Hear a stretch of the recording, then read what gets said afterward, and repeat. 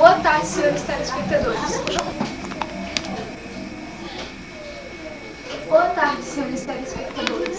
O Jornal Saúde hoje, em edição especial, apresenta duas doenças polêmicas, a anemia e o raquitismo. Diretamente do consultório Tocecim com o trio alimentício Marice, Cristina e Cláudia. Vamos com isso, lá de fora. A gente vai filmar um pouquinho lá fora, né?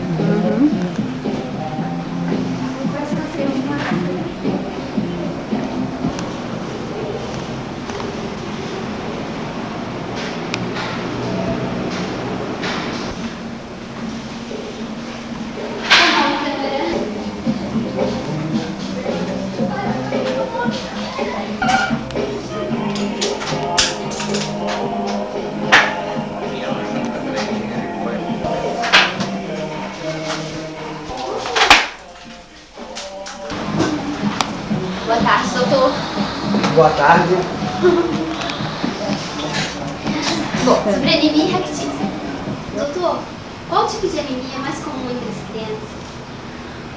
O tipo de anemia mais comum entre as crianças é a anemia chamada anemia ferropriva. Ela se caracteriza pela falta ou pela deficiência de ferro no sangue da criança, e essa falta de ferro no sangue da criança leva a uma anemia chamada anemia ferropriva. Quais são as causas que levam a esse tipo de anemia? A principal causa é a não ingestão de ferro, porque hoje os hábitos alimentares muito alterados pelo consumismo fazem com que as crianças se alimentem de maneira errada, comendo produtos prontos, tomando refrigerante, tomando iogurte, Danone, alimentos que não contêm ferro e que fazem com que essas crianças deixem de comer produtos e alimentos naturais que contêm ferro e por isso mesmo levam à anemia ferropriva, isto é, levam a uma carência de ferro. Além disso, existe a verminose, que também pode consumir o ferro no intestino da criança e deixar essa criança com anemia ferropriva. Estas são as duas principais causas, a verminose e a não ingestão de ferro.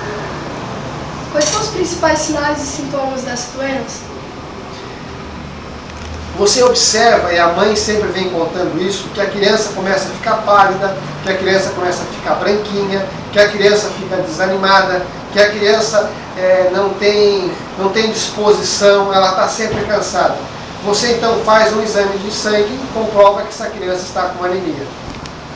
Qual o tratamento mais indicado por esse tipo de anemia? O tratamento para anemia por deficiência de ferro é a ingestão de ferro.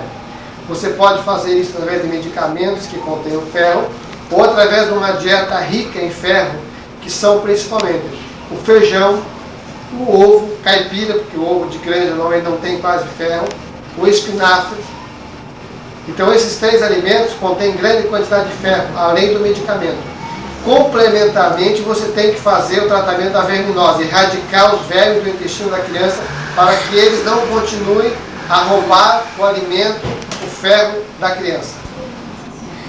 Sobre o raquitismo, pela falta de quais elementos essa doença é causada? O raquitismo é muito confundido com desnutrição. Vocês têm que entender que raquitismo é a falta de vitamina A e D no organismo. E não tem nada a ver com desnutrição, que é a deficiência de peso da criança. Uma criança que tem baixo peso tem uma desnutrição. Uma criança que tem falta de vitamina A e D tem raquitismo. Necessariamente uma criança que tem raquitismo não precisa ser desnutrida. Quais são os primeiros sintomas do raquitismo? O principal sintoma que a gente vê na clínica do dia a dia do raquitismo é a sudorese.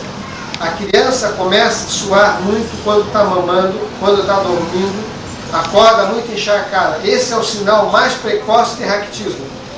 Quando esse raquitismo evolui, a cor da criança também se modifica, a configuração óssea, inclusive do rosto, da face da criança se modifica, e depois aparece um sinal no crânio da criança, que a gente diz que é o sinal do ping-pong.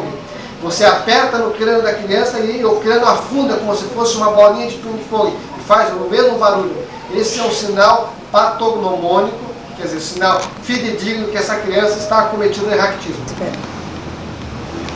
Qual a principal prevenção para o raquitismo? Raquitismo é uma doença que se previne através da exposição da criança ao sol. O sol, aliado à alimentação do seio, são as duas armas que a mãe tem para ter uma criança saudável. Toda criança que mama no peito e apanha sol todos os dias, 30 minutos, a partir do primeiro mês, não tem raquitismo. O sol é o principal elemento que faz com que a criança não tenha raquitismo. Tem algo interessante para nos contar sobre uma dessas duas doenças? Olha, o raquitismo é uma doença muito mais comum do que se imagina hoje em dia. E há uma crença muito grande das mães, quando você diz que o seu filho está com raquitismo, de acharem que o seu filho está desnutrido. Isso não é verdade. A maioria das crianças de Florianópolis, apesar de ser uma ilha de sol e mar, só ter sol efetivamente durante 3 meses por ano, os outros 9 meses essas crianças não apanham sol. Por isso o índice de raquitismo em Florianópolis é muito grande. Posso dizer que praticamente 50% das crianças têm raquitismo. E o primeiro sinal é a sudorese precoce. Além disso, o raquitismo propicia que essas crianças tenham muitas doenças, principalmente doenças de vias aéreas, como rinofaringite, como amidalite e até bronquite. Então essas crianças ficam mais doentes do que as outras crianças exatamente por falta de vitamina A e D. Então o que a gente faz é dar vitamina A e D sob forma de ampolas, que é o Aderogil ou Adefor, e expor essas crianças ao sol. Alguns fazem até exposição a raios ultravioleta como forma de ajudar a absorção da vitamina A e D na pele, mas isso não é muito recomendado. É preferível o sol ou a forma do Aderogil, que é a vitamina A e D. Outra coisa é a anemia. Muitas mães misturam anemia com leucemia. Uma coisa é parecida com a outra, mas uma coisa é bem diferente da outra. A anemia simplesmente é o número do hematócrito baixo, junto com a concentração de hemoglobina baixa. O índice que você diz que uma criança tem anemia, divulgado, é o hematócrito, mas dentro da medicina o número que você conta é a hemoglobina. Além disso, criança que tem anemia não vira para leucemia. Quem tem leucemia já tem, independente de ter tido anemia ou não. Isso é uma coisa que tem que ficar muito bem esclarecida.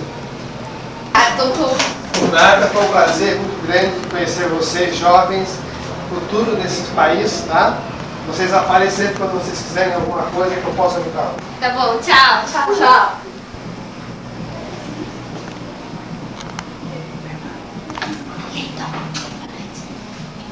Ela tem que ser a próxima edição. Boa tarde.